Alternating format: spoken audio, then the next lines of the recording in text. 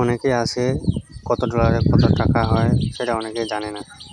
তো আমি আজকে আপনাদেরকে দেখাবো কত ডলারে কত টাকা হয় সেটা আজকে দেখাই আপনাদেরকে। চলুন শুরু করা যাক। তো আমি গুগল ক্রোমে আসলাম। গুগল ক্রোমে আসার পর এখানে আমি লিখতেছি ডলার টু টাকা। লেখার পর সার্চ দিলাম। সার্চ দেওয়ার পর এখানে আসছে। তো এখানে আমি একটু নিচে যাই। নিচে আসার পর এখানে দেখতে পাচ্ছেন ইউনাইটেড স্টেট ডলার আর নিচে আছে বাংলাদেশি টাকা। তো আমি উপরে লিখতেছি 0.01 ডলার অথবা সেন্ট।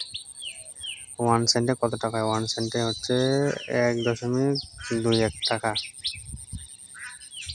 আর এখানে যদি আমি ডলার লিখি 1 ডলার, তাহলে 1 ডলার সমান হচ্ছে 121.35 টাকা।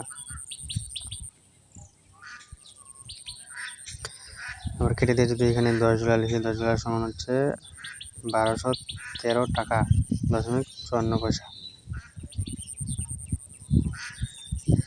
তো এরপর যদি 100 ডলার লিখি তাহলে আসতেছে 12,135 টাকা 39 পয়সা। তো আপনারা জানতে পারলেন যে কত ডলারে কত টাকা হয়। তো আপনারা চাইলে এভাবে দেখতে পারেন যে কত ডলারে কত টাকা। আর আমার সম্পূর্ণ ভিডিওটি দেখার জন্য ধন্যবাদ।